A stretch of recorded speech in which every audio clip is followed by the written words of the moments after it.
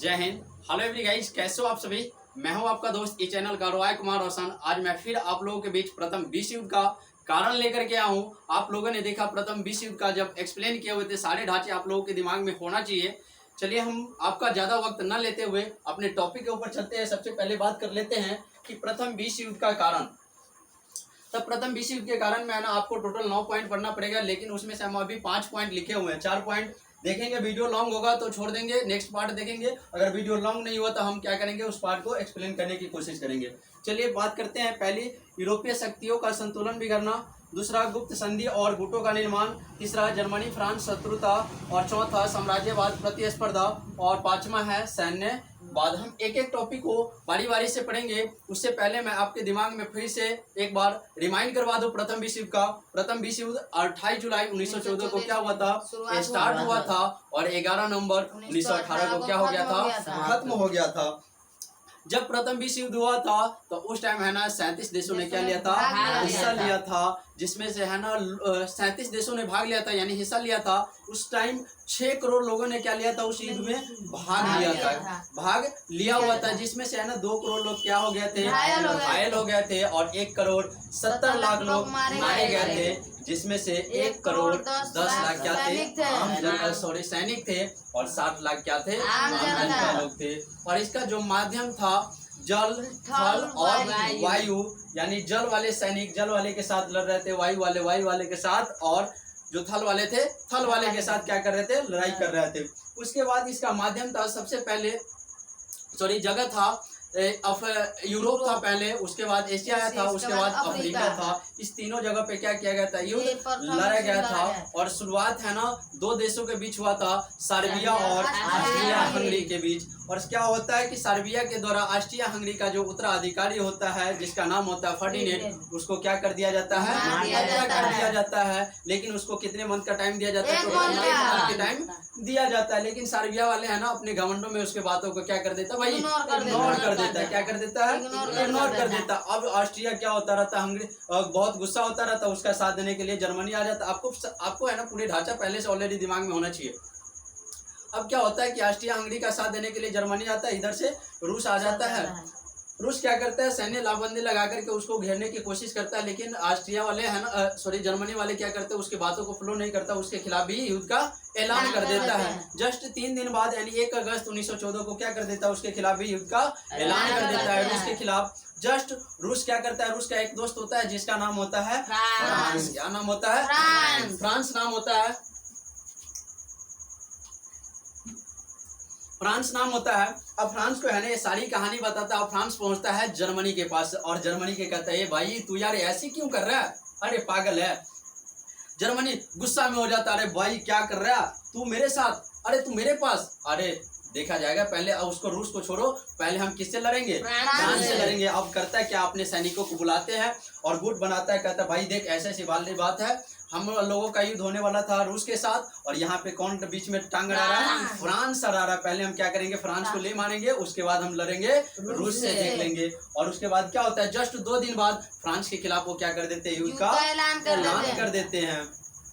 उसके बाद आता है कि फ्रांस जाने के लिए उसको एक रास्ते से एक देश से होकर के गुजरना पड़ता है, जिस देश का नाम होता है बेल्जियम। कौन सा देश होता है, बेल्जियम देश होता है। बेल्जियम जाने के लिए है ना वो क्या करता है, स्ट्रगल करता है जर्मनी। जब जर्मनी बेल्जियम पहुंचता है तो कहता है, बेल्जियम वाले घबरा जाता है, अरे भाई बेस जर्मनी आ गया, और एक गुस्सा हो जाता है, अरे क्या करे नहीं करे, घबराता। क्योंकि जर्मनी क्या होता है उस टाइम बहुत ही ज्यादा शक्तिशाली होता है, बहुत ही ज्यादा पावरफुल होता है। अब है ना जर्मनी पहुंचता है कहाँ, बेल्जियम। अब बेल्जियम में जैसे ही अटैक करता है तो उधर से कहता है इंग्लैंड, ओ जर्मनी वाले सुन ले भाई, अगर तू बेल्जियम पे अटैक कर दिया ना तो समझ लेना तू किस पे अटैक कर दिया, इंग्लैंड पे। अब है ना जर्मनी का बहुत ही ज्यादा ईगो हर्ट। अब करता क्या है कि ईगो हर्ट होता है ना, तो जर्मनी कर देता है इंग्लैंड वाले के, सुन ले अब हम तुमसे भी युद्ध लड़ेंगे। फ्रांस के छोड़ो, रूस के छोड़ो, सर्बिया के छोड़ो, पहले हम तुमको ही लपेटेंगे। किसको कहता है, इंग्लैंड को। जस्ट 8 दिन बाद है, 5 दिन बाद है ना, यानी 8 अगस्त 1914 को क्या कर देता है, इसके खिलाफ भी युद्ध का ऐलान कर देता है। अब उसके बाद मित्र राष्ट्र और धुरी राष्ट्र था। चलिए हम अपने टॉपिक के ऊपर एक्सप्लेन करते हैं। अब यूरोपीय शक्तियों का संतुलन बिगड़ना, एक एक टॉपिक को आप लोग बड़ी अच्छे से समझिएगा। यूरोपीय शक्तियों का संतुलन बिगड़ना, इसका अर्थ क्या हो सकता है? अच्छा, संतुलन मतलब खराब हो जाना, बिगड़ना, खराब हो जाना, क्या हो जाना? खराब हो जाना। अब होता क्या है कि 1871 ईस्वी में, सॉरी 1871 ईस्वी में है ना, एक बिस्मार्क होता है जिसका नाम है बिस्मार्क। बिस्मार्क ये क्या कर देता है? जर्मनी का एकीकरण कर देता है। जर्मनी का एकीकरण कर देता है। एकीकरण कर देता है कौन? बिस्मार्क। कब? 1871 ईस्वी में। जैसे ही ये बिस्मार्क है ना जर्मनी का एकीकरण करता है, तब जर्मनी का जब एकीकरण हो जाता है ना, तो जर्मनी इससे पहले, एकीकरण से पहले वो ज्यादा राजनीति के क्षेत्रों में है ना ज्यादा लगाव नहीं रखता था, लेकिन यूरोप कंपोनेंट के अंदर जितने भी देश आते थे ना, वो सारा का सारा राजनीतिक से ज्यादा लगाव रखते थे। क्या रखते थे? राजनीति से ज्यादा लगाव रखते थे। अब जर्मनी का एकीकरण कर दिया बिस्मार्क। जब बिस्मार्क ने जर्मनी का एकीकरण कर दिया ना, इसको राजनीति के क्षेत्र में उठा करके ला दिया। कहाँ ला दिया? राजनीति के क्षेत्र में उठा करके ला देता है। किसका? किसको? जर्मनी को। किसको? जर्मनी को।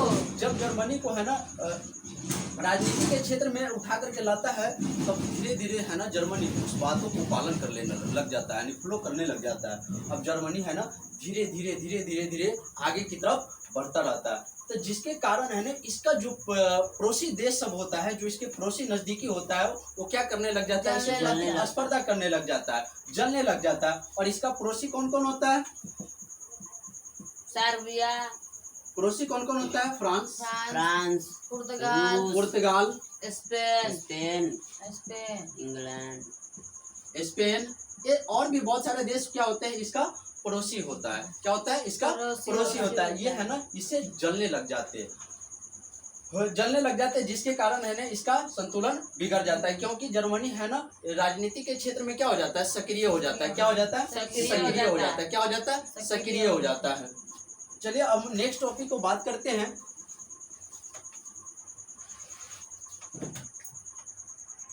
नीचे की तरफ, हाँ, अब वो बात करते हैं गुप्त संधि और गुटों का निर्माण। गुप्त संधि और गुटों का निर्माण। अब देखिए गुप्त संधि, नीचे थोड़ा करो, गुप्त संधि और गुटों का निर्माण। गुप्त संधि मतलब, गुप्त संधि का अर्थ हुआ कि बेगर बताए। क्या होता है? बेगर बताए है ना। जैसे मान लो कि तुमको कोई काम करना है, तो बेगर बताए क्या कर दिया? वो काम कर दिया। वही करता है बिस्मार्क। कौन करता है? बिस्मार्क। कौन करता है? बिस्मार्क करता है। बिस्मार्क क्या कर लेता है? अलग अलग देशों के साथ है ना गुप्त संधियां कर लेता है। क्या कर लेता है? गुप्त संधियां कर लेता है। जर्मनी का गुप्त, हाँ, जर्मनी का ही। जर्मनी का जब एकीकरण होता है ना, तो एकीकरण करने में किसका हाथ होता है? बिस्मार्क का होता है। तो वही करवा देता है ना, गुप्त संधि करवाते हैं। गुप्त संधि के अंतर्गत है ना सबसे पहले वह ऑस्ट्रिया हंगरी से जस्ट 8 साल बाद, कितने साल बाद? 8 साल बाद है ना ऑस्ट्रिया हंगरी से क्या कर लेता है? गुप्त संधि कर लेता है। पहली गुप्त संधि सबसे पहले किसके साथ करता है? ऑस्ट्रिया हंगरी के साथ। किसके साथ करता है? ऑस्ट्रिया हंगरी के साथ। पहले ही हम आपको बता दिए थे कि हमेशा है ना ऑस्ट्रिया के साथ आप किस चीज का प्रयोग करिए? हंगरी का प्रयोग कीजिए। ये किसके कब किया था? 1879 ईस्वी में। कब किया हुआ था? 1879 ईस्वी में। जस्ट 8 साल बाद है ना ऑस्ट्रिया हंगरी के साथ इन्होंने क्या कर दिया? पहली गुप्त संधि कर दिया। अरे भाई, गुप्त संधि क्यों कर रहा है? गुप्त संधि क्यों कर रहा है? ये पूरी तरीके से है ना फ्रांस को दबाना चाहते हैं। पूरी तरीके से है ना फ्रांस के अच्छे तरीके से उसको क्या करना चाहते हैं? नीचे की तरफ धकेलना चाहते हैं। जस्ट इसको है ना, फिर उसके बाद दूसरे देशों के साथ इन्होंने क्या कर लिया? गुप्त संधि कर लिया। जस्ट रूस के साथ इन्होंने क्या कर लिया? गुप्त संधि कर लिया। जस्ट रूस के साथ जब गुप्त संधि करता है तो 1881 और 1887 ईस्वी में दो को संधि कर लेता है। किसके साथ? रूस के साथ। एक 1881 और दूसरी 1887 ईस्वी में। तीसरी संधि करता एक देश है जिसका नाम है इंग्लैंड।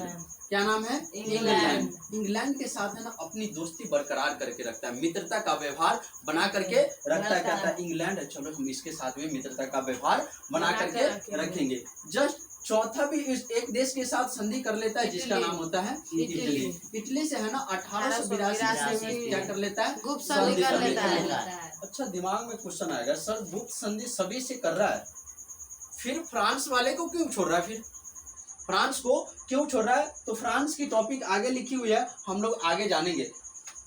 सबसे पहली संधि किसके साथ किया? ऑस्ट्रिया के साथ 1879 79 रूस के साथ 1881 और 1887 ईस्वी में। इंग्लैंड के साथ अपनी दोस्ती को बरकरार करके रखे।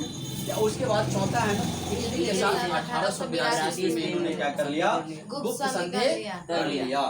उसके बाद इसमें कुछ और लिखा हुआ, लिखा क्या है? गुटों का निर्माण। क्या लिखा हुआ? गुटों का निर्माण। यहाँ तक का आप पहले देख लीजिए, स्क्रीनशॉट ले सकते हैं।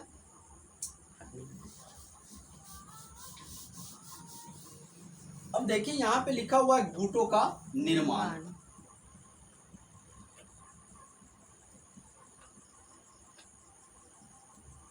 अच्छा, गुटों का मतलब क्या हो सकता है? गुटों का मतलब होगा समूह। क्या होगा? समूह। अब उस टाइम है ना, इसको इंग्लिश में बोलते हैं ट्रिपल अलायंस के नाम से जाना जाता है। किस चीज के नाम से जाना जाता है? ट्रिपल अलायंस के नाम से जाना जाता है। यानी गुटों का निर्माण होता क्या है कि उस टाइम सबसे पहले जर्मनी, उसके बाद ऑस्ट्रिया हंगरी और उसके बाद रूस। ये ट्रिपल अलायंस के अंतर्गत जाने जाते हैं। ट्रिपल अलायंस के अंतर्गत है ना, जर्मनी आते हैं, ऑस्ट्रिया हंगरी आते हैं और रूस आते हैं। कौन आते हैं? रूस आते हैं। कौन आते हैं? रूस आते हैं। अब होता क्या है कि जब रूस साइड हो जाते हैं, लोग कहते हैं कि ट्रिपल अलायंस के अंतर्गत जर्मनी, ऑस्ट्रिया हंगरी और रूस है। जब रूस साइड हो जाता है तो कौन आते हैं? इटली इसमें शामिल रहता है। कौन आता है शामिल? इटली भी इसमें शामिल रहते हैं ट्रिपल अलायंस के अंतर्गत। ये हो गया गुप्त संधि और गुटों का निर्माण। तीसरी टॉपिक है जर्मनी फ्रांस शत्रुता। शत्रुता का मतलब आपके दिमागों में आता होगा, अच्छा मतलब दुश्मनी। क्या होना चाहिए? दुश्मनी। किसके बीच है? जर्मनी और फ्रांस के बीच। अच्छा, दिमाग में क्वेश्चन आना चाहिए, सर आप बता रहे हैं कि कुछ और बात, शायद तो नहीं बता दिए। अब देखो 1881 में और 1887 में रूस के साथ क्या कर लिया? गुप्त संधि कर लिया। लेकिन 1914 में क्या हो गया? युद्ध हो गया। जस्ट 3 दिन बाद उसके खिलाफ युद्ध का ऐलान किया था ना। अगर जर्मनी का ऑस्ट्रिया हंगरी का साथ देने के लिए अगर जर्मनी नहीं आता और सर्बिया का साथ देने के लिए रूस नहीं आता तो प्रथम विश्व युद्ध का कभी ऐलान नहीं होता और नहीं हो सकता था। लेकिन ये दोनों ने क्या किया? आपस में इन दोनों ने चिंगारी भार दिया और प्रथम विश्व युद्ध हो गया। बात करते हैं हम अपने टॉपिक के ऊपर, जर्मनी और फ्रांस की शत्रुता। अब देखिए, ध्यान दीजिए, आपके दिमागों में आ गया हो, अच्छा जर्मनी फ्रांस शत्रुता मतलब दुश्मनी। फ्रांस का एक जगह है, फ्रांस में एक जगह है जिसका नाम है अल्सेस लॉरेन बाग।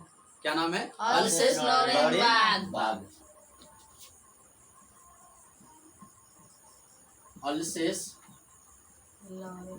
लॉरेन बाग। अब ये है ना, कब्जा हो जाता है किसके द्वारा? जर्मनी के द्वारा। किसके द्वारा? जर्मनी के द्वारा। अरे भाई ये क्या बात है भाई, फ्रांस की जगह अल्सेस लॉरेन बाग को कब्जा कर रहा है जर्मनी, क्या बात है? जर्मनी क्या समझता है अपने आप को? अब जर्मनी है ना, उस टाइम क्या होता है, बहुत ही ज्यादा पावरफुल होते हैं, ताकतवर होते हैं। उसके पास एक एक तरीके के आधुनिक बॉम्ब वगैरह वगैरह, बहुत सारे जहाज, ऐसे जहाज सब रखे थे जिससे है ना बहुत ही ज्यादा अपना कब्जा अपने आगे की तरफ बढ़ रहे थे।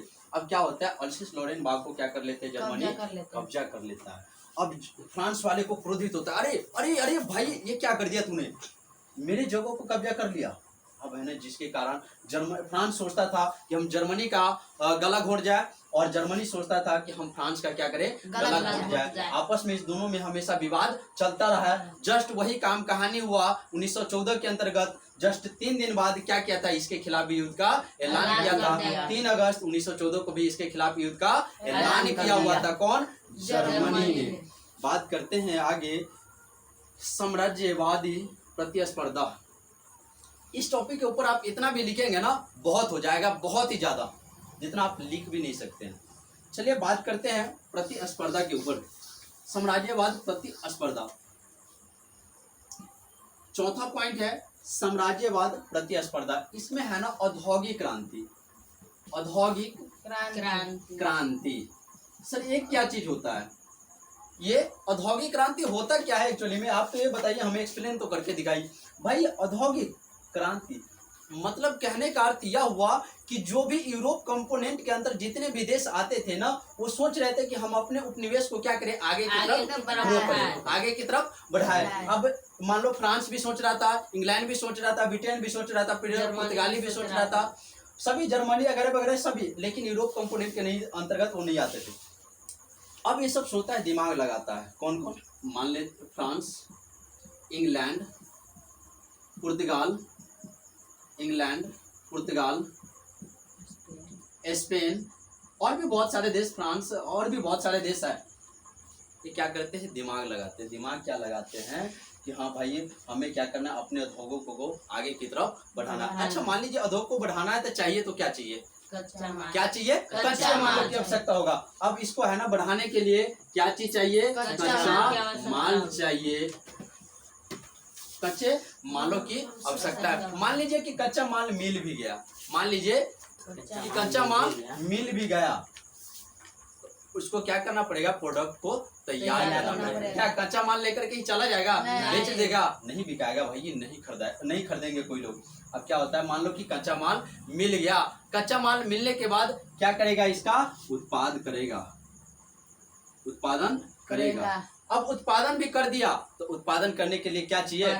बेचने के लिए उसको क्या चाहिए भाई? बाजार चाहिए, बहुत बड़ा मार्केट चाहिए। क्या चाहिए? बहुत बड़ा मार्केट चाहिए, बहुत ही ज्यादा मार्केट चाहिए, बहुत बड़ा। क्या चाहिए उसको? बाजार। क्या चाहिए? बाजार। अब ये लोग परेशान होता है। परेशान क्यों होता है? ये सोचता है कि भाई हमको है ना उपनिवेश लगाने के लिए कहाँ पे इतना बहुत बड़ा जगह मिलेगा।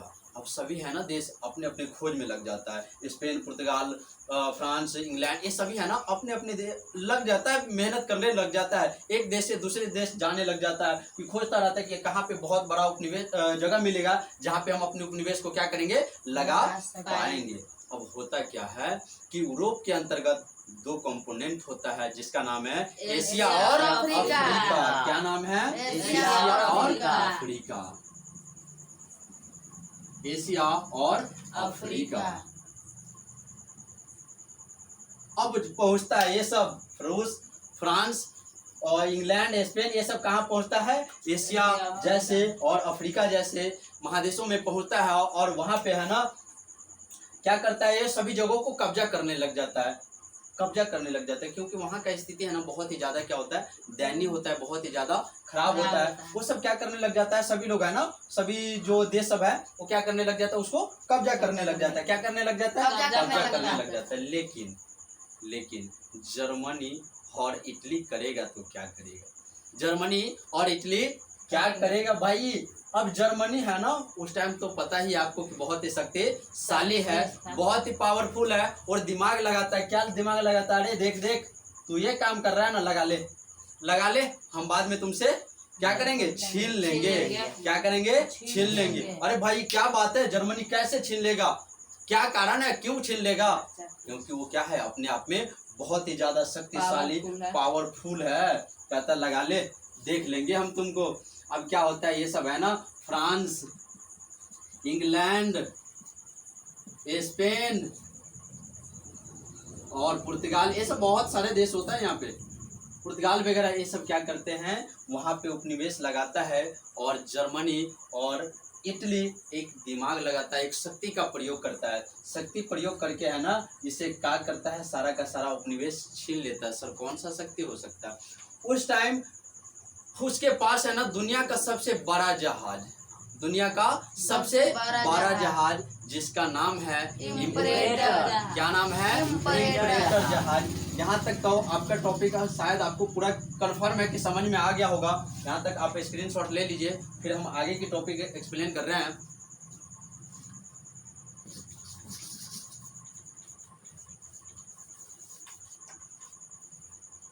अब क्या होता है? जर्मनी और इटली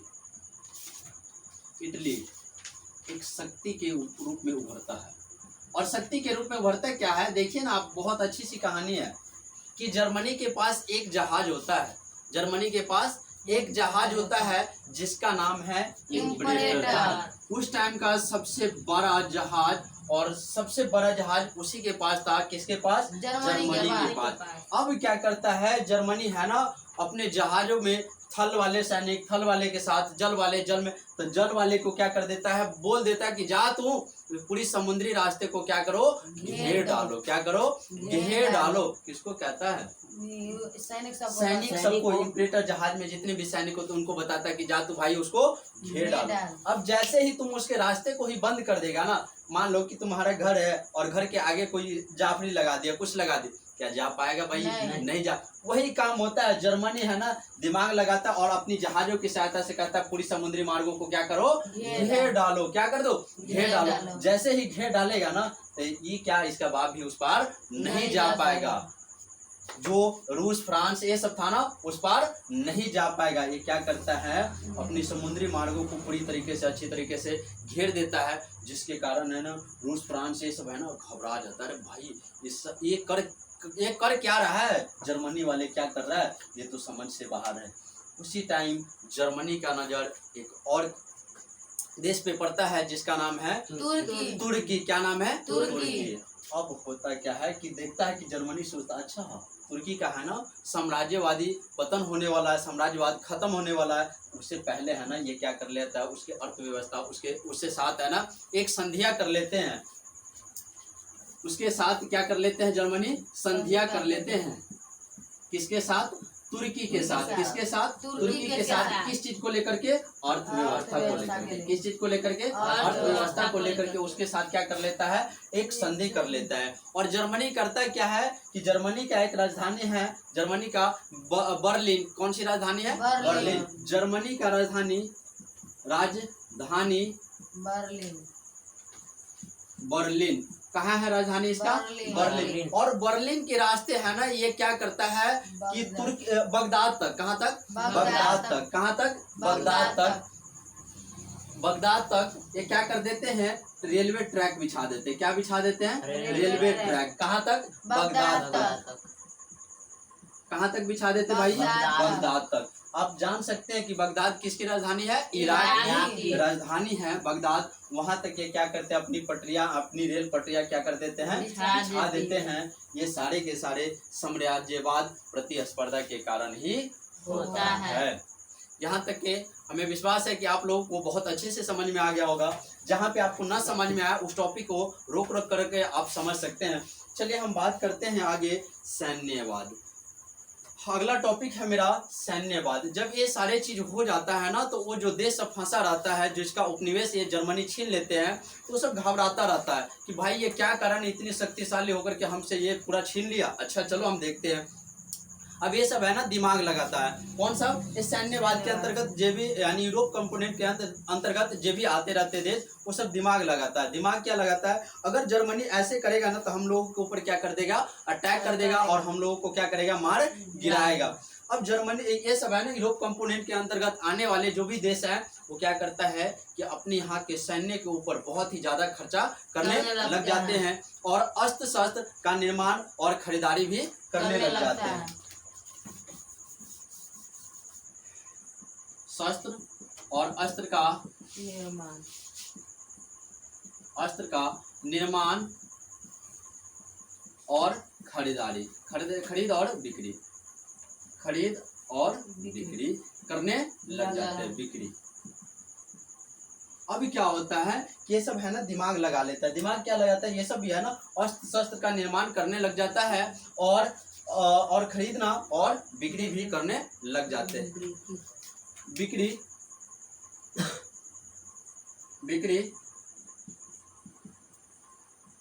करने लग जाते हैं। कौन? ये यूरोप कंपोनेंट के अंतर्गत जो भी आते रहते हैं, फ्रांस, इंग्लैंड, ब्रिटेन, ये सब जो आते रहते हैं, स्पेन, पुर्तगाल, ये सब जो आते रहते हैं, वो सब दिमाग लगाते हैं।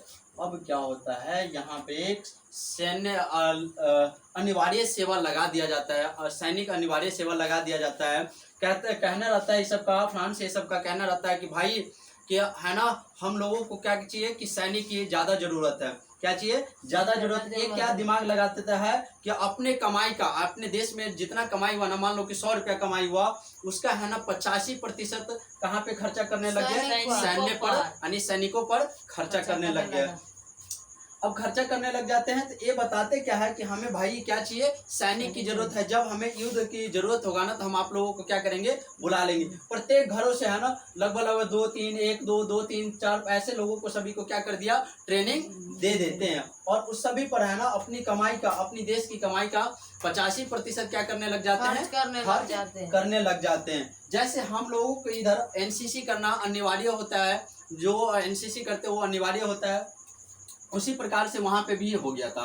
अब क्या होता है कि सैन्यवाद के अंतर्गत ये सारी चीजें आ जाती है, अस्त्र शस्त्र का निर्माण और खरीद और बिक्री करना, ये सारी चीज किसके अंतर्गत आ जाता है, सैन्यवाद के अंतर्गत आ जाते हैं। इसके बाद हम बात करेंगे 4 टॉपिक और है, वीडियो लंबा हो जाएगा, इसके लिए हम यहीं पे अपने वीडियो को एंड करते हैं। मिलते फिर नेक्स्ट वीडियो में, और सेकेंड पार्ट इसका और थर्ड पार्ट होगा इसका, 4 पॉइंट और है, और मिलेंगे हम नेक्स्ट वीडियो में। तब तक के लिए बाय, जय Hind, love you all guys.